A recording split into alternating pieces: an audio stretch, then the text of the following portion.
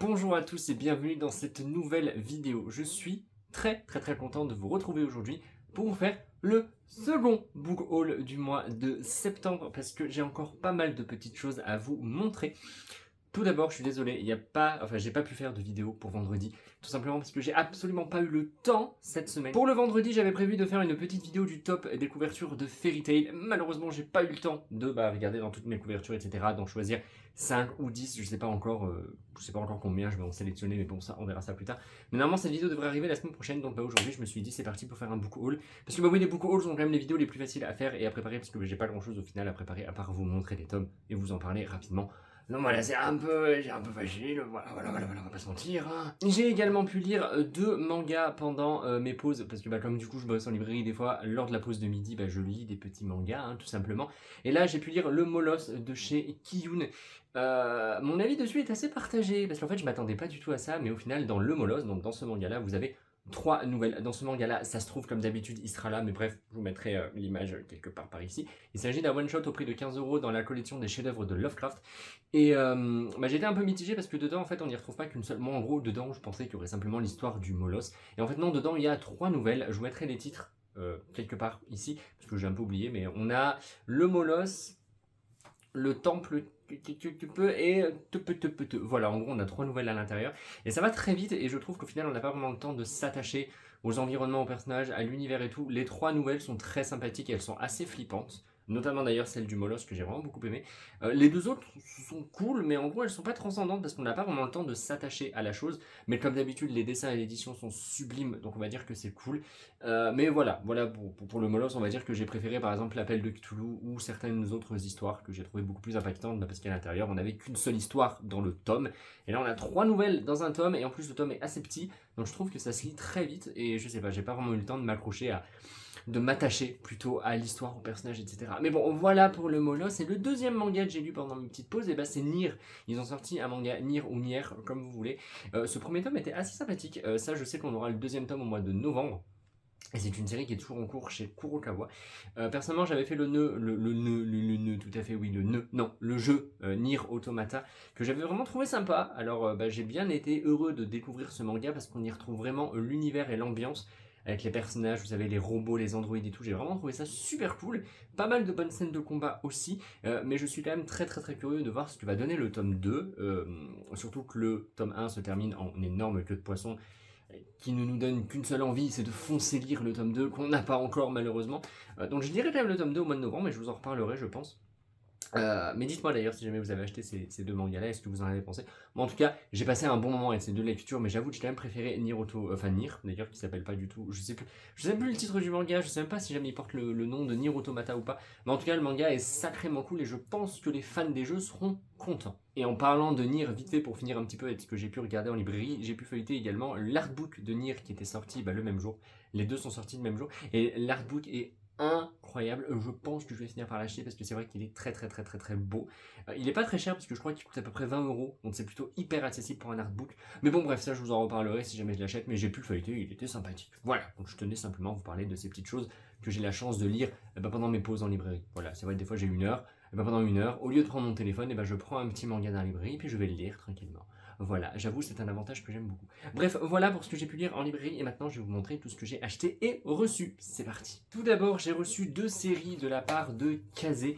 J'ai reçu le tome 6 de Yakuza Réincarnation, que j'ai vraiment hâte de lire, parce que ça, je vous en ai déjà parlé, c'est une série que j'aime beaucoup. Et j'ai également reçu le tome 4 de Phantom Seer, tome 4 et dernier tome donc, de cette série. Phantom Seer, je dois l'admettre, c'est une série que j'adore. Voilà, j'ai vraiment passé un très bon moment avec le tome 1, 2 et 3. C'est une énorme série qui a un potentiel absolument incroyable, sauf que elle a été totalement arrêtée au Japon, ce qui fait que le ou la mangaka a dû stopper son manga et le terminer.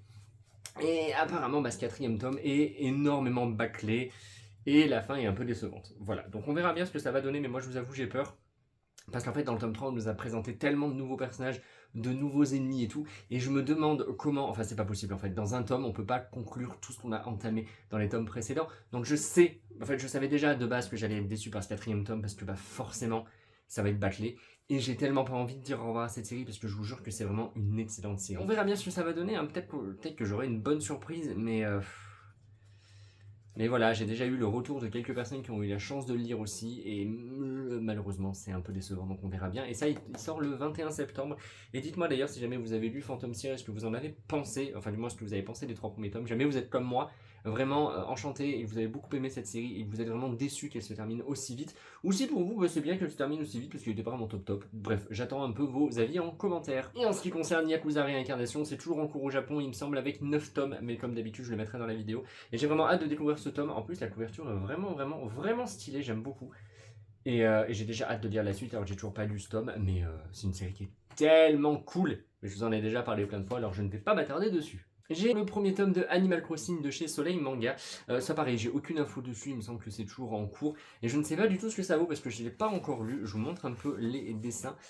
Mais alors apparemment, les avis sont très partagés sur les réseaux sociaux. On a les personnes qui me disent que c'est vraiment cool et super mignon, et il y a d'autres qui me disent que c'est totalement surprenant et c'est vraiment loin de l'univers, du moins d'un manga Animal Crossing comme on peut s'y attendre en fait. C'est-à-dire que moi, Animal Crossing, je pense à un manga, je pense à un petit manga sympa, on va suivre quelqu'un sur l'île qui va un petit peu construire sa petite vie et tout, on va repartir sur le principe du jeu. Et là, le scénario, du coup le résumé, pardon, ces 4 copains un peu idiots se retrouvent sur une île presque déserte, et déserte, j'ai bugué, non, j'ai dit déserte, je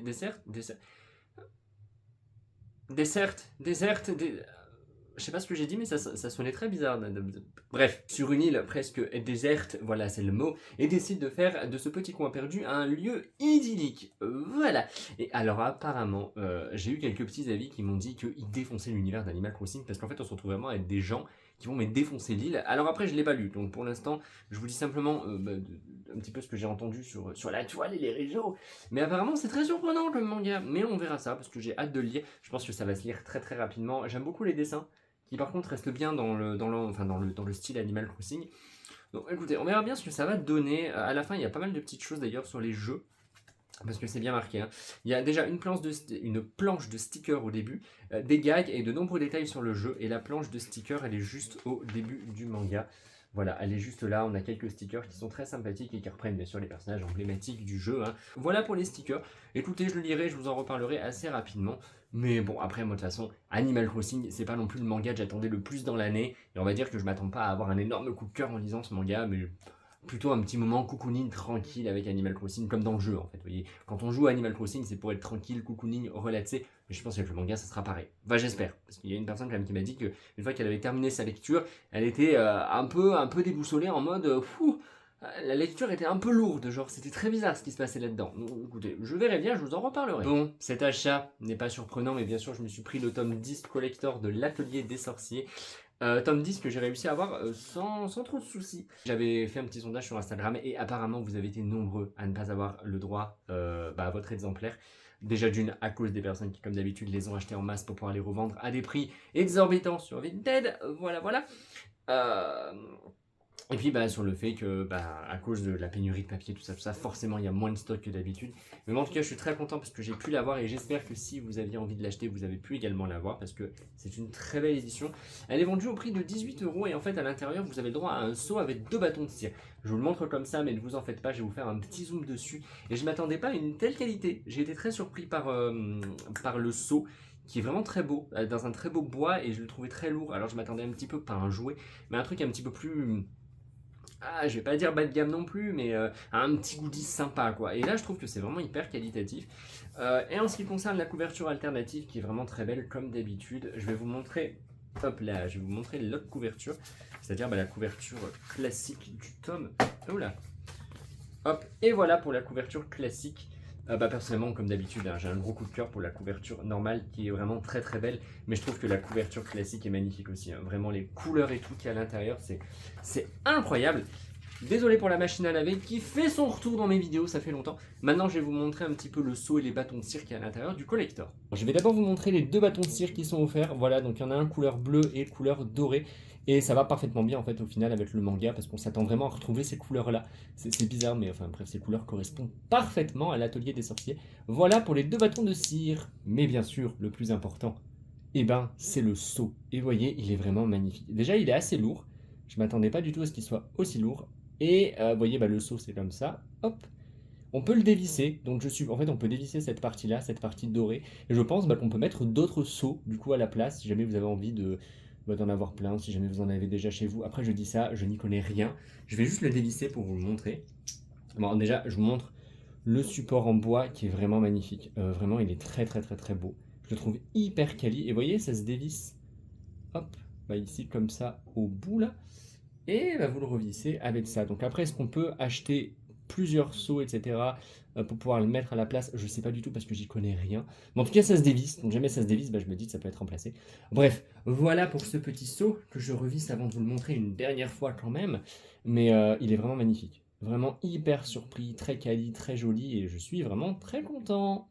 Par contre, si jamais je dois émettre une toute petite critique, c'est pour l'intérieur du coffret, qui est pas ouf. Voilà, j'avoue que, vous voyez, c'est ça qui tient le seau là. C'est pas, ouais, voilà. Je pense qu'on aurait peut-être pu faire mieux à l'intérieur du coffret. J'aime bien la boîte qui est assez sympa, mais qui est pas vraiment dure. C'est quand même du carton assez souple. Par exemple, ça aurait été cool. Attendez, je vous montre ça. Hop là. Vous voyez, à un moment, il nous avait sorti avec l'édition collector de je sais plus quel tome, un coffret cartonné comme ça. Et ben vous voyez, j'aurais bien vu le seau dans un coffret cartonné comme ça aussi. Mais bon, après, je pense que ça a été déjà décidé, ça a sûrement été comme ça aussi au Japon, et c'est pour ça qu'ils ne peuvent pas non plus faire trop de choses extravagantes avec leur collector. Mais voilà, c'est le seul petit regret que j'ai, c'est un petit peu l'intérieur, qui est un peu moyen, quoi. Ça fait... ça coûte quand même 18 €, et du coup, je m'attendais à une intérieur un peu plus... déjà un peu plus stable et pas juste un truc qui se balade comme ça.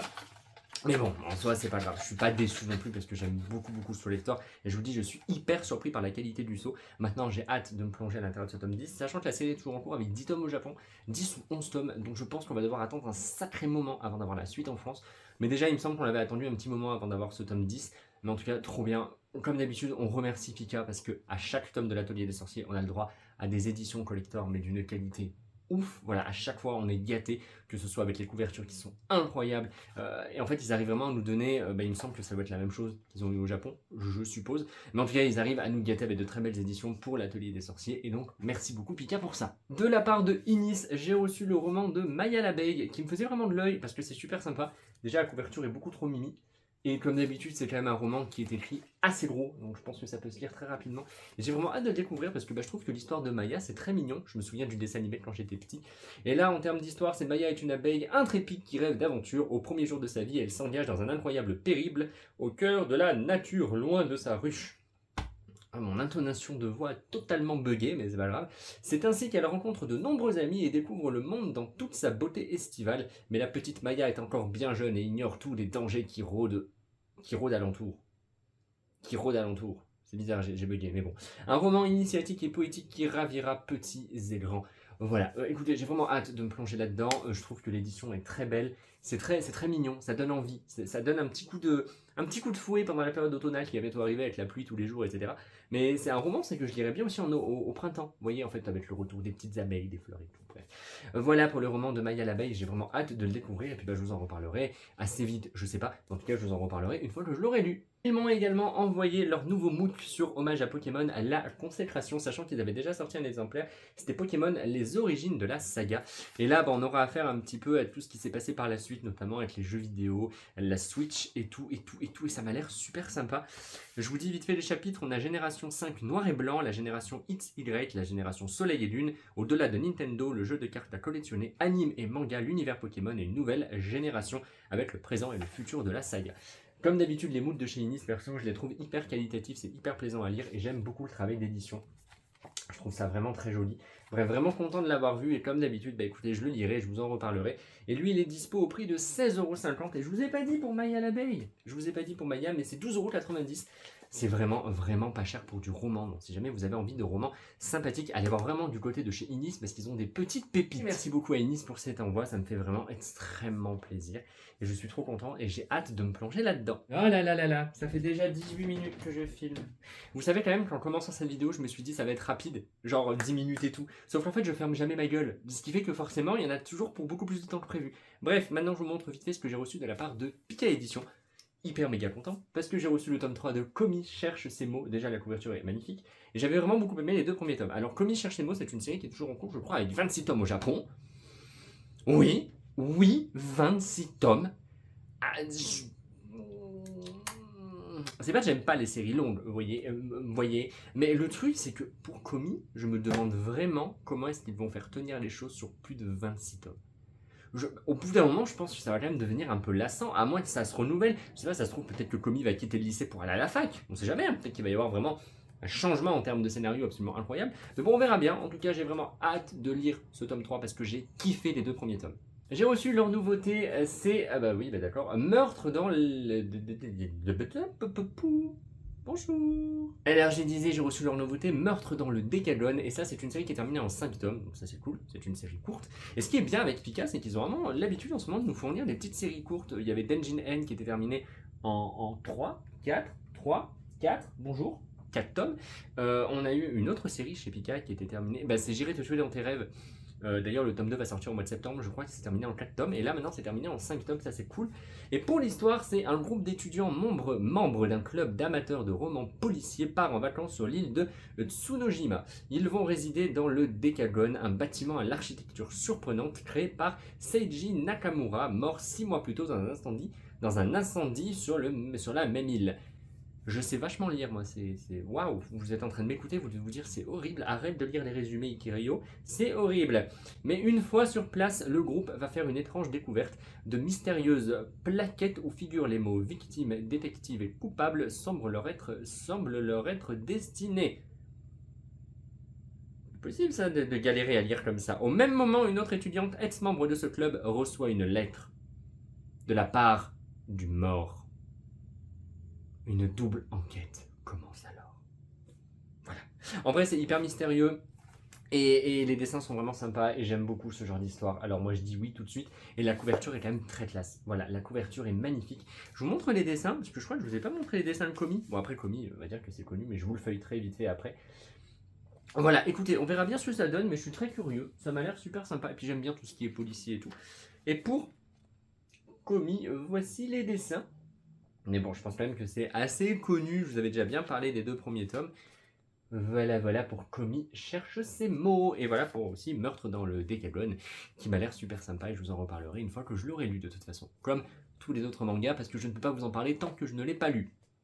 Sinon c'est pas très logique et je ferai pas correctement mon boulot. Voilà, c'est... Oh là là. La vidéo va dépasser les 30 minutes, tout ça parce que je parle et je ne sais pas me taire. Bref. Et j'ai également reçu... alors un manga de chez Pika que je ne connaissais pas du tout, qui s'appelle Ets Nihilo. Alors déjà Ets Nihilo, on apprécie le travail d'édition. Ah bah non, c'est de l'autre côté.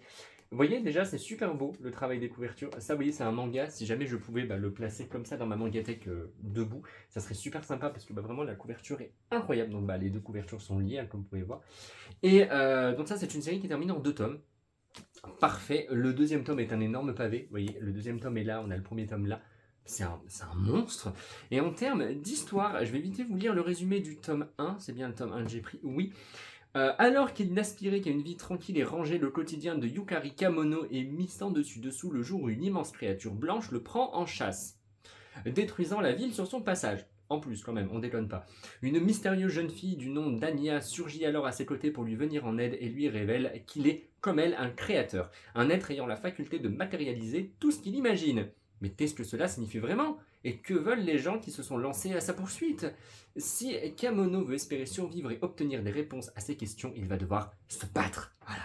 Vous voyez, j'ai bien fait se battre et j'ai mis mon point en avant. Bref, c'est une série en 2 tomes et comme d'habitude, je vais la lire et je vous en reparlerai. Mais j'ai vraiment hâte de découvrir ça parce que ça m'a l'air super sympa. J'aime beaucoup les dessins, j'aime beaucoup l'édition. Bref, je suis joie. Ouais, je suis joie et j'ai très envie de le lire. J'ai vraiment hâte de découvrir cette histoire. Ça m'a l'air super sympa et je suis totalement amoureux des couvertures. Vraiment, les couvertures sont magnifiques. Je suis désolé, mais la couverture du tome 1, elle est incroyable. Et je vous mettrai les dates de sortie. Parce que, alors apparemment, je crois que je me suis un peu planté. J'avais vu que le 1er tome était sorti en juillet, mais j'ai vu sur le TikTok d'une personne que je suis qu'apparemment les 2 tomes sortent en même temps. Donc j'étais un petit peu perdu, mais je vous mettrai tout ça ici. Mais il me semble que le tome 2 en tout cas était prévu pour le 21 septembre. Mais c'est peut-être possible en fait que les 2 tomes sortent ensemble et que le 1er tome soit sorti au moment de la Japan Expo. Mais ça me paraît un peu bizarre d'attendre 3 mois après pour sortir les tomes. Bref, je vous mettrai de toute façon tout ça dans la vidéo. Puis écoutez, cette vidéo est maintenant terminée. Alors, j'ai des petites choses à vous dire très rapidement. Déjà d'une, oui, je vais répondre à vos commentaires. Je sais qu'il y en a énormément et il va falloir que je me fasse une session réponse ce samedi parce que l'on est samedi, la vidéo sortira demain et normalement cet après-midi, je vais répondre à tous vos commentaires parce que j'en ai déjà lu plein et il y a tellement de choses auxquelles je dois répondre et j'ai hâte de vous parler en plus. Et à chaque fois, je vous dis, mettez-moi des commentaires parce que j'adore parler avec vous, mais je vous réponds plus trop en ce moment parce que j'ai pas le temps et du coup, je m'en veux. Moi, j'aime pas ça. Bref, moi en tout cas, je vous aime donc merci beaucoup d'être de plus en plus nombreux. On a dépassé la barre des 1600. J'avais dit que je ferais un concours pour les 1000. Et en fait, j'ai pas eu le temps parce que ça passe très vite. Ça passe très vite, nom de Dieu, donc il va falloir que j'organise ça. Et il faut également d'ailleurs que je m'occupe de faire le tirage au sort par rapport à la carte Manga.io que je vous avais fait gagner il y a un petit moment. Voilà, avec le quand même, Victor, va peut-être falloir un petit peu te ressaisir. En tout cas, merci beaucoup d'avoir regardé cette vidéo jusqu'à la fin. Moi, la semaine prochaine, je vous retrouve pour 2 vidéos. Donc, il va y avoir la vidéo sur le top des couvertures Fairy Tail que j'ai hâte de faire. Et le dimanche, je pense que je vous ferai peut-être un autre top. Voilà, un top sur des mangas, peut-être horreur, aventure, je sais pas trop, je réfléchis. Mais ça sera des vidéos top, parce que là, normalement, les vidéos achat manga, il me semble qu'il n'y en aura plus trop, parce que les prochaines séries à arriver vont sortir le 21 septembre, il me semble. Donc on verra bien, de toute façon je vous tiendrai au courant comme d'habitude. Et voilà, c'est déjà pas mal, donc n'hésitez pas à me dire un petit peu en commentaire ce que vous avez acheté en ce début de mois de septembre. Si vous avez réussi à avoir, si vous avez réussi à avoir votre collector de l'atelier des sorciers. Et puis sinon dites-moi en fait ce que vous avez acheté. Voilà, comme ça on pourra en papoter ensemble comme d'habitude. Enfin comme d'habitude si je vous réponds. Je suis désolé, en vrai je suis désolé, mais je vous aime énormément. Je vous aime énormément, et comme je vous l'ai déjà dit, je lis tous vos commentaires sur mon téléphone. Mais j'aime bien prendre le temps quand même d'y répondre quand j'ai un peu plus le temps, d'avoir le temps de vous répondre. Donc la semaine prochaine, il y aura bien 2 vidéos et je vous retrouverai de façon très rapidement. Donc j'espère que tout va bien pour vous, j'espère que vous allez bien, j'espère que tout va bien pour votre famille, pour vos amis, pour vos proches, pour vos animaux si vous en avez. C'est très très important les animaux. Alors veillez bien sur eux, attention parce que c'est très important. Voilà, oui j'adore les animaux. Voilà. Et là je continue de parler alors que la vidéo est déjà beaucoup trop longue, ça va pas du tout. Bref, je vous fais des bisous et puis moi je vous retrouve très prochainement, mercredi ou vendredi prochain, plus le vendredi, pour une prochaine vidéo sur ma chaîne.